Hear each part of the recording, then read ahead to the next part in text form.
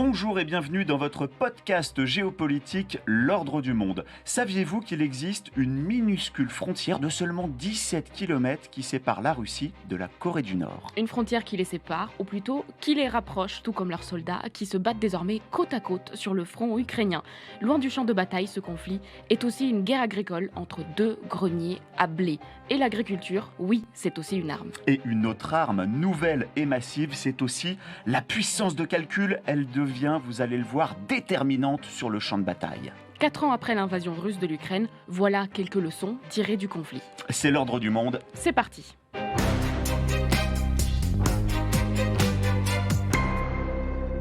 Annalisa, pour commencer l'alliance de la semaine, pour cette spéciale 4 ans de guerre en Ukraine, tu vas nous parler du rapprochement entre Pyongyang et Moscou.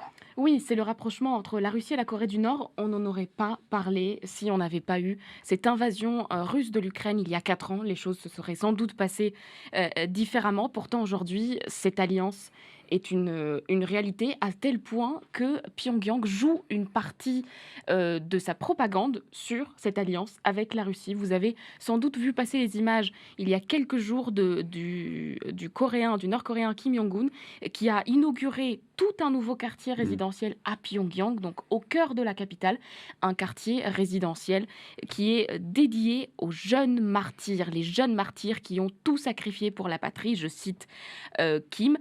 Et évidemment, c'est un quartier résidentiel qui est dédié aux familles des victimes, donc aux femmes, aux enfants des soldats nord-coréens qui sont allés se battre en Ukraine et qui sont morts sur le front ukrainien. Donc il a beaucoup joué là-dessus. On voit les images là pour ceux qui nous regardent avec Kim Jong-un et sa chapka qui est en train d'inaugurer. À t'entendre, on comprend bien que finalement cette guerre en Ukraine, elle rentre dans le récit national raconté par le grand leader Kim Jong-un sur place. Exactement. Pourquoi aussi? Parce que j'imagine qu'il y a un bilan humain qui doit être assez lourd. Là, il fournit ses hommes à Vladimir Poutine. C'est ça, sur un conflit dans lequel il n'a en réalité absolument rien à voir. Donc il faut évidemment aussi justifier toutes ces pertes humaines qui sont évidemment difficiles à accepter.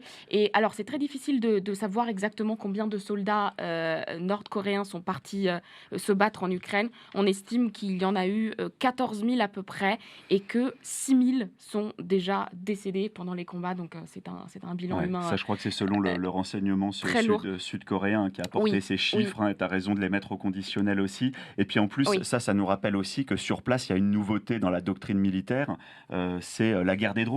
Et on sait qu'aujourd'hui, les bataillons, les fantassins qui viennent sur place, sur le front, sur le champ de bataille, ça devient de la chair à drone. Et je crois que justement, les soldats nord-coréens dont tu parles sont devenus de la chair à drone. Effectivement, donc c'est quelque chose dont on parle aujourd'hui dans les médias européens, occidentaux en tout cas.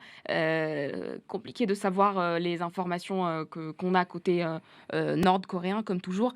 Mais voilà, les dernières informations qu'on a sur les soldats nord-coréens, c'est qu'ils seraient stationnés surtout en ce moment à Koursk. Donc côté russe, tu sais, dans l'oblast de Koursk, qui est en fait du côté russe, près de Soumy. Et donc voilà, c'est en ce moment. J'ai entendu qu'ils avaient joué un rôle déterminant dans la prise de Kursk d'ailleurs. Effectivement. Et alors dis-moi, c'est quoi l'intérêt finalement pour Kim Jong-un d'envoyer hommes et matériel à Vladimir Poutine? Oui, dans un conflit a priori très très loin de lui. Mais aller combattre en Ukraine, ça permet aux troupes nord-coréennes d'avoir un peu d'expérience de combat moderne pour ceux qui y résistent, pour ceux qui rentrent, et d'avoir un soutien technique russe. Donc c'est aussi une manière de mettre à l'épreuve une armée que Kim Jong-un voudrait efficace, moderne et prête à faire face à un éventuel conflit, aussi pour matcher avec sa stratégie, qui est celle de se définir comme une grande puissance qui a tout à fait le droit d'exister. Et puis, il y a un autre atout majeur de cette guerre pour Kim Jong-un, c'est que ça lui permet de se rapprocher davantage de la Russie et donc de se libérer un tout petit peu de la Chine, puisque on sait que la Corée du Nord est encerclée, elle est très isolée sur la scène internationale, et donc que les Nord-Coréens sont obligés en fait de beaucoup s'appuyer sur la Chine. On parle du point de vue commercial d'une dépendance quasi totale, entre 95 et 98% des biens importés par la Corée du Nord viennent de Chine. Donc ça permet aussi à Kim Jong-un d'avoir un nouvel allié qui est très très précieux pour un régime qui est presque encerclé sinon. Et ça, comment est-ce qu'il le voit justement, Xi Jinping? J'imagine qu'il ne doit pas le voir forcément d'un bon œil, Non. ce rapprochement entre, 2 régimes, qui sont d'ailleurs tous les 2 soumis aux sanctions occidentales. Voilà, exactement. Non, Xi Jinping n'est pas enthousiaste pour l'instant, mais il laisse faire. Disons que Pékin aimerait plutôt garder le contrôle, non, dans ses Oui, relations, c'est dans son avec ADN. ses partenaires. Bah, oui, évidemment, mais surtout éviter les liens trop resserrés entre Moscou et entre Pyongyang. Surtout que la relation en ce moment, elle est asymétrique dans les 2 sens, tu sais? Mmh. La Chine a une position de force par rapport à la Russie, parce que les Russes ont besoin des Chinois pour vendre leurs hydrocarbures et en ce moment, les Nord-Coréens ont besoin de la Chine, tout simplement pour survivre. Donc Pékin aimerait bien garder cette position de force et éviter un rapprochement entre les 2. D'ailleurs, tu te rappelles du grand défilé militaire de Xi Jinping? C'était à l'occasion de la fin de la Ah ouais, ça avait sidéré le monde entier, hein. oui, Je me rappelle, les états-majors du monde entier, ils avaient ouais. découvert même un missile, balistique nouveau, qui avait médusé tous les états-majors du Et monde entier. c'était en fait à la fin pour commémorer la fin de la Seconde Guerre mondiale en Asie. Ouais. Donc en Europe, les commémorations avaient eu lieu au début du mois de mai, et en Asie, ça avait été à l'automne, tout début septembre. Et c'est là qu'on avait vu les trois s'afficher ensemble. On avait vu Kim Jong-un, Vladimir Poutine et Xi Jinping côte à côte. Donald Trump avait dit qu'ils étaient en train de conspirer. C'était une espèce d'axe du mal. Mais voilà, ça avait commencé là, Mmh. cette nouvelle formule avec un trio et non plus avec 2 duos différents. Xi Jinping, pour l'instant, il en joue. On va voir ce qu'il fait après, parce que ce n'est pas certain qu'il continue d'aimer ce rapprochement entre Ouais. Pyongyang et Moscou. Et alors, moi, c'est intéressant parce que j'aimerais bien rester sur le même terrain, que toi. Tu nous parles de rapprochement entre Pyongyang Mm, et Moscou, mais moi, j'aimerais bien revenir aussi sur, un rapprochement, de toute façon qui est naturel entre les 2. mm. Pourquoi? Parce qu'il est géographique. Et ça, j'aimerais bien pour ceux qui nous regardent, vous montrer là où je vais t'emmener, Annalisa. Si tu pars, du ciel, tu vois la mer du Japon. Mm. D'un côté, tu as la Russie, de l'autre côté, tu as la Corée du Nord, et là, tu vois un fleuve qui s'appelle le fleuve Tumen. Et en fait, le Oui. long de ce fleuve Tumen, tu as une frontière de 17 kilomètres où Mm. se touchent la Russie et la Corée du Nord. Il y a juste le fleuve entre Ah les oui. deux, et je voulais te le montrer parce que c'est hyper C'est minuscule, mais intéressant. ça existe. Voilà, et tu vois, et je t'ai mis en fait en jaune un pont routier Mm. qui est en construction. Ça, comment je le sais? C'est grâce à un think tank de défense, le think tank CSIS. Et en fait, ce think tank a mis en ligne, a posté des photos satellites. Ça, c'était en octobre dernier. C'est hyper intéressant, ça, parce que euh, on peut voir côté Corée du Nord sur cette image satellite un pilier de pont, et on voit différents rondins. En fait, il s'agit d'excavations pour des pieux de soutien au pilier. Et donc, on Mm. voit une route qui est en train d'être construite. Et si jamais il y a une autre photo qu'ils ont postée, ça nous permet d'élargir un peu la focale. Et à ce moment-là, tu peux voir qu'en fait, il s'agit d'une énorme zone de chantier en ce moment.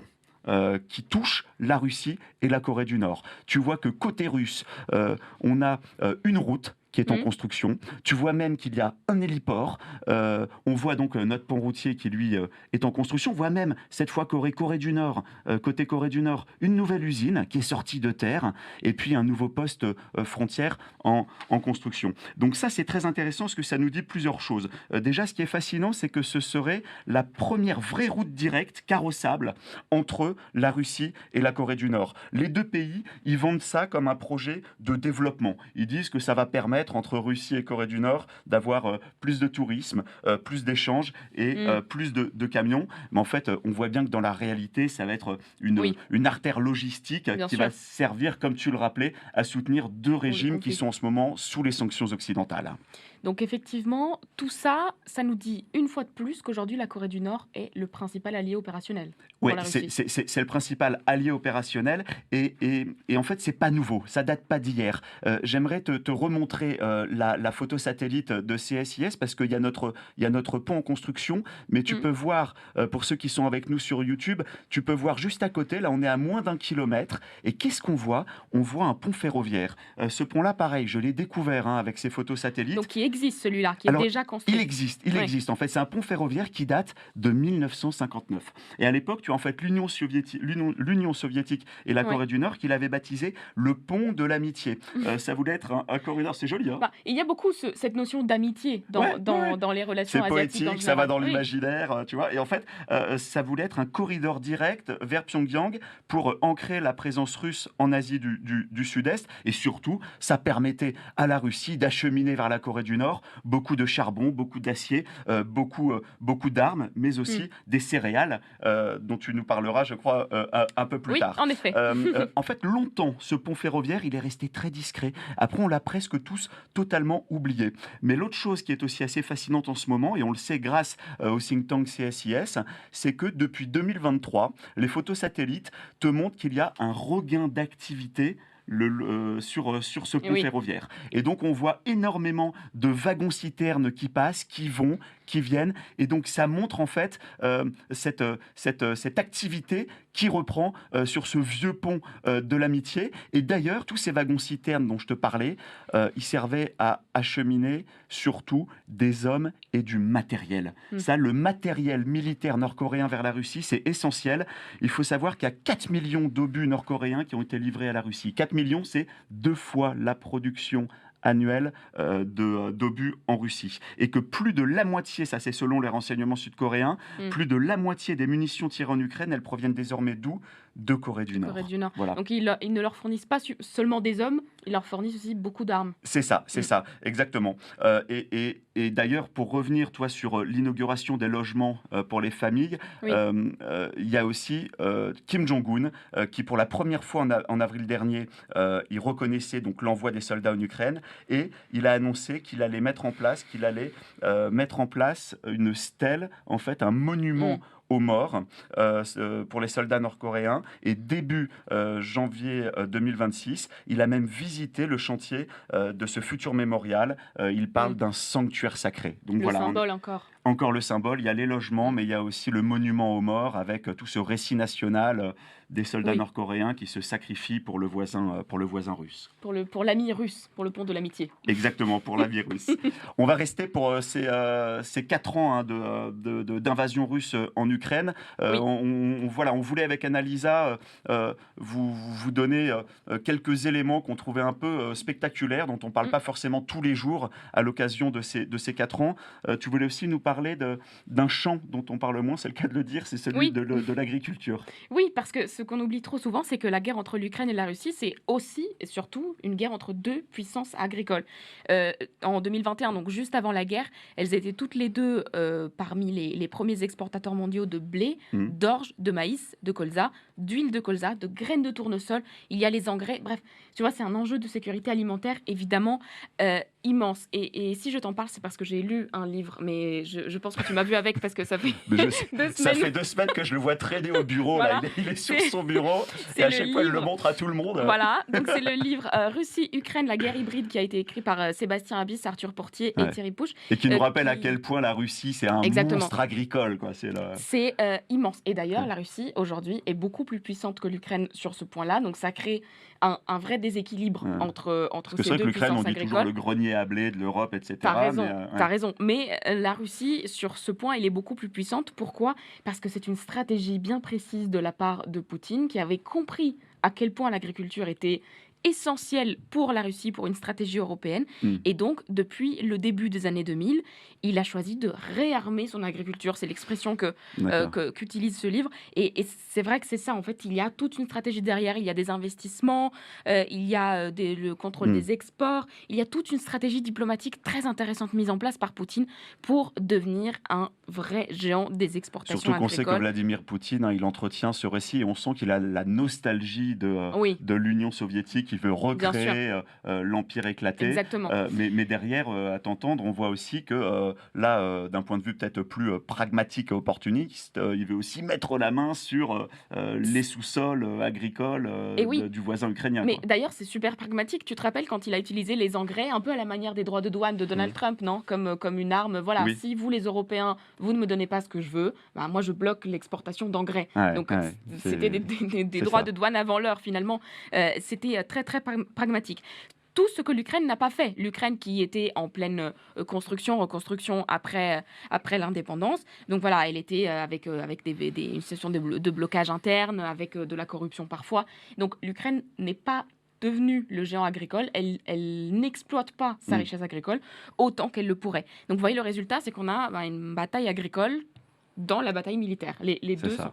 indissolubles. C'est ça, bah, tu as raison de le rappeler, hein, l'agriculture qui est devenue un enjeu tout comme la pharmacie, un Mm. enjeu de souveraineté pour chaque nation au niveau Bien du sûr. monde, et on voit que chacun essaye de sécuriser le Mais potentiel oui. qu'il a sur ces sujets. Et d'ailleurs, c'est là tout le débat. Est-ce qu'on intègre l'Ukraine à l'Union européenne Mm. une fois que le conflit sera fini? Puisque si on intègre l'Ukraine à l'Union européenne, il y a évidemment une question de concurrence interne, non, par rapport à nos agriculteurs à nous, aux Français, aux Polonais, aux Italiens. Ouais. Donc, évidemment, tu te rappelles du débat sur le poulet C'est- ukrainien, ça crée ouais. des déséquilibres au sein même de la En PAC. fait, ce serait hyper cohérent, mais ça voudrait dire qu'on aurait le grenier à blé ukrainien qui déferlerait sur le marché Exactement. unique, quoi. Et en Ce même qui est temps, assez logique. si on ne les intègre pas, ça veut dire qu'on a un immense concurrent qu'on a subventionné Mm. et aidé. Et c'est normal pendant des années pour le conflit contre la Russie.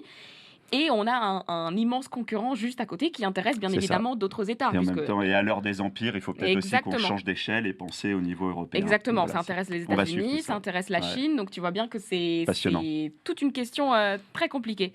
Et Mathieu, toi, pour ton choix, tu nous parles, donc l'agriculture est une arme, Ouais. mais il y a aussi Bah, il y a- d'autres armes moins conventionnelles Il sur y a, le terrain. il y a d'autres armes moins conventionnelles. Moi, je voulais te parler d'un document que j'ai trouvé vraiment spectaculaire. C'est un document de plusieurs pages qui a été écrit par l'ancien chef d'état-major des armées russes. Il s'appelle Yuri Balwevski. Et en fait, c'est un document qui a été traduit en entier dans la revue géopolitique Le Grand Continent. Et il a été publié dans une revue qui est liée au Kremlin, qui s'appelle Russia in Global Affairs. Et en fait, ce document est passionnant parce qu'il relate, cet ancien chef d'état-major des armées, les enseignements qu'il tire de 4 ans de guerre en Ukraine. Et donc, ce qu'il nous dit, c'est que déjà, il y a un avant et un après par rapport à toutes les doctrines militaires classiques. En fait, il formule une nouvelle doctrine en disant qu'au cœur de cette doctrine, il y a les drones qui ont changé la donne. Désormais, les drones, donc ils sont autonomes, ils repèrent tout, ils percent tout très loin sur la ligne de front. Et donc aujourd'hui, une ligne de front avec les drones connectés, on le disait tout à l'heure, les hommes, les bataillons, ça devient de la chair à drone. 70% des pertes humaines, rappelle-t-il, russes, sont dues aux drones. Et donc, la conclusion qu'il en tire, c'est que l'armée, désormais, qui prendra le dessus sur une autre, c'est celle qui aura le plus de drones. C'est aussi pour ça que Poutine a inauguré, il y a quelques mois, ce qui serait la plus grande usine de production de drones. C'est au fin fond du Tatarstan, et c'est une usine qui produit des drones de type Shahed, d'inspiration iranienne, qui coûtent pas cher et qui vont très très loin. Donc, en fait, voilà, impossible de se cacher sur la ligne de front. Le champ de bataille est totalement transparent, et ce qu'il nous dit, c'est que le bon vieux char traditionnel, finalement, il est devenu trop léger, trop visible, et qu'il n'est plus du tout efficace, quoi. Il faut vraiment revoir son logiciel guerrier. En fait, c'est plus du tout la même guerre. Bon, évidemment, ce n'est plus la même guerre que la Seconde Guerre mondiale, mais ce n'est plus la même guerre qu'on pouvait faire il y a 20 ans. Non, totalement c'est différent. terminé. Désormais, ce qu'il nous dit, c'est qu'il faut être totalement décentralisé, c'est-à-dire que les commandements, pour lui, il faut des tout petits commandements qui soient éclatés partout sur le terrain. Okay, donc, pour être agile, pour être connecté. Pour lui, ce qui change la donne, c'est les essaims de drones qui sont connectés. Face à ça, il faut mettre en place des unités qui sont minuscules. Je te parle de plein d'unités. Minuscule, c'est combien de personnes 2 à 4 soldats. 2 à 4 soldats maximum. Le fantassin, désormais, il doit être équipé, il doit être d'équipements hyper légers et de brouilleurs de drones. Donc on rentre aussi dans la guerre électronique. Pour lui, l'armée du futur, elle doit être moins cloisonnée, elle doit être polyvalente, elle doit être beaucoup plus agile. Et donc je le cite, ce chef d'état-major des armées, il dit que l'ère des grands bataillons qui est héritée de notre révolution industrielle, cette ère-là, elle est bel et bien terminée. Et alors, je vais te parler d'une de tes obsessions, parce que moi, j'ai les miennes, mais toi, tu as les tiennes. C'est la puissance de calcul. Là, je vous envoie du rêve. Passion, puissance de calcul. Oui, je sais. Non, mais en fait, c'est vrai que ça t'intéresse beaucoup. Oui, mais parce que ça aussi, c'est un truc qui change totalement la donne. Ce qu'il nous dit, l'ancien chef d'état-major des armées russes, c'est que c'est devenu, cette puissance de calcul, le nerf de la guerre. Pour lui, la puissance de calcul, via l'intelligence artificielle, elle va permettre de créer des systèmes qui vont être capables d'identifier, de frapper toutes les menaces à une vitesse et une précision jamais vu Oui. jusqu'ici. C'est une révolution qui, selon lui, pourrait même remettre en cause tout l'équilibre qui est lié à la dissuasion nucléaire. Voilà, donc il y a vraiment, Oui. pour lui, l'armée qui aura le plus de puissance de calcul sera l'armée qui prendra le dessus sur l'autre, et il met en garde le Kremlin, il met en garde les Russes en disant attention, si jamais la Russie prend du retard technologique et du retard sur la puissance de calcul, c'est carrément les intérêts stratégiques de la Russie qui seront menacés. Et donc finalement, Oui. c'est un sujet qui rejoint, si tu élargis un peu la focale, qui rejoint ce sujet de la course à l'IA que mène actuellement la Chine et les Les États-Unis, États-Unis. qui sont les seuls à avoir les moyens de mettre le paquet, et Mm. qui chacun ont compris que celui qui sera le maître de l'IA sera le maître du monde, en gros. C'est là que tout se joue sur les prochaines 10, 15, peut-être 20 prochaines années. Ouais, même moins, hein, je dirais. Là, c'est maintenant. En fait, on parle de Oui. guerre du futur, mais en fait, ça se joue La guerre du maintenant. présent. Vraiment, la rapidité avec laquelle cette bascule de doctrine militaire s'est opérée a surpris tous les états-majors du monde entier. Oui. C'est vraiment ça qu'il faut avoir en tête. Pour terminer, on va dans nos radars. Oui. Qu'est-ce que tu surveilles, toi, Annalisa? Écoute, je m'éloigne un peu de la ligne de front et je surveille, tiens, ça va te plaire ça, l'oléoduc Druzhba, qui est l'oléoduc. Wow, tu Ah parles à oui, mon petit cœur. qui relie la Russie à la Hongrie. Pourquoi je Ouais, t'en parle? Parce que je le cette connaissais semaine, pas. Marco Rubio, qui est le secrétaire d'État américain, est parti à Budapest pour soutenir Orban, qui est en difficulté dans les élections. Et il a évidemment promis l'aide des États-Unis sur plusieurs sujets, mais surtout, il a choisi de maintenir l'exception hongroise sur le pétrole russe. Pourquoi? Parce que la Hongrie et la Slovaquie sont les deux seuls pays autorisés, je mets beaucoup de guillemets, autorisés par les États-Unis à acheter du pétrole russe. Pourquoi? Bon, déjà, c'est des alliés de Donald Trump, donc quelque part, ils ont un petit peu cette exception d'amitié, là encore. Et puis parce que Donald Trump a estimé qu'ils sont trop dépendants, au vu de leur position, trop dépendants du pétrole russe pour pouvoir s'en détacher rapidement. Sauf que la Hongrie, non seulement elle n'a pas réduit ses importations de pétrole russe, mais elle les a augmentées justement par le biais de cet oléoduc Druzhba. Donc elle importait 61% de pétrole russe avant le début de la guerre en Ukraine. Aujourd'hui, elle importe 92% Wow. de son pétrole. Donc voilà, le problème étant que la Hongrie a cet oléoduc qui vient de Russie, mais en même temps, elle a aussi accès à un autre oléoduc qui est l'oléoduc Adria, qui lui traverse la Croatie et qui achemine du pétrole non russe depuis la côte adriatique. Donc c'est un choix de Budapest, un choix politique. Effectivement, il y a encore du pétrole russe qui arrive, mais pendant combien de temps encore Donald Trump va tolérer ça, laisser passer ça? Voilà, il faut regarder parce que c'est peut-être une autre porte qui se ferme pour la Russie qui pourrait ne plus vendre son pétrole à la Hongrie, donc elle aurait encore moins de clients pour son pétrole. À surveiller. Et toi, qu'est-ce que tu surveilles? Moi, je surveille un discours ultra stratégique, peut-être le plus stratégique de tous les discours qui existent, c'est le discours sur la dissuasion nucléaire. Pourquoi? Parce que ça, c'est des discours qui sont très rares. Le dernier qu'a fait Emmanuel Macron, c'était en 2020. Et là, ils ont annoncé qu'il allait prononcer un nouveau discours sur la dissuasion nucléaire, sur la doctrine nucléaire française. Ça va être fin février ou peut-être début mars, parce qu'on sait que début mars, il va se rendre à l'île Longue. Pour ceux qui nous regardent, vous pouvez voir cette photo d'un sous-marin nucléaire. L'île Longue, c'est l'endroit en France qui abrite les sous-marins nucléaires, éléments de souveraineté suprême. Et donc là, ce qu'on va guetter, c'est les mots que va choisir Emmanuel Macron, parce que ce discours très rare de dissuasion nucléaire, il se passe dans un contexte très particulier. On en parle assez régulièrement. On voit que les États-Unis, sous Donald Trump, ont acté qu'ils allaient se désengager peu à peu de l'Europe. Et en fait, ce qui se joue, c'est que tu as aujourd'hui une grande majorité des pays européens qui sont au niveau sécuritaire, sont abrités sous le parapluie nucléaire américain dans le cadre de l'OTAN. Ouais, mais qui n'est plus aujourd'hui Ce parapluie-là, si il commence fiable. à se refermer petit à Oui. petit. On voit que le partenaire devient moins fiable. On voit que les États-Unis disent soyez plus autonomes. Là-dessus, dans l'Union européenne, la France est le seul à disposer est une exception de l'arme nucléaire et assure sa propre sécurité, sa propre dissuasion là-dessus. Donc l'idée serait que, au fur et à mesure que le parapluie américain se resserre, le parapluie français s'ouvre un peu plus par rapport aux autres pays européens. Mais c'est un c'est un enjeu Mmh. qui est hyper sensible et on le Ouais, voit très bien sensible. quand tu entends par exemple le chancelier allemand Friedrich Mmh. Merz qui commence à dire que lui, il n'a pas envie, sur le principe, de se retrouver, d'avoir la sécurité de son pays qui dépend que d'un seul autre pays, en particulier Oui. la France. Il aimerait que la doctrine de dissuasion nucléaire reste dans le cadre de l'OTAN. Tu Oui, vois ce mais que je veux dire? c'est Donc est-ce que ça compliqué, peut hein. être avec la France dans le cadre de l'OTAN ou pas? Ça, je ne sais pas. Après, on arrive, c'est pour ça que le choix des mots Mmh. va être vraiment très important à Important, ouais. surveiller. On surveille la date et puis on surveille ce discours. Voilà. C'est tout pour cette semaine. On se retrouve la semaine prochaine, Mathieu. Avec grand plaisir, l'ordre du monde, c'est déjà terminé. Et n'hésitez pas à nous écrire, envoyez-nous des petits messages, dites-nous quels points cartographiques vous voulez Mmh. qu'on explore pour vous, quelles alliances aussi Oui, stratégiques vous bien voulez sûr. qu'on décrypte. Et vous pouvez nous suivre, nous regarder sur YouTube, sur l'application BFM Business, sur l'application BFM tout court, sur notre site et évidemment sur toutes les plateformes de podcast. Donc vous n'hésitez pas et puis on se retrouve la semaine prochaine, même jour, même heure. Avec plaisir. Salut Annalisa. Au Salut revoir à Mathieu. tous.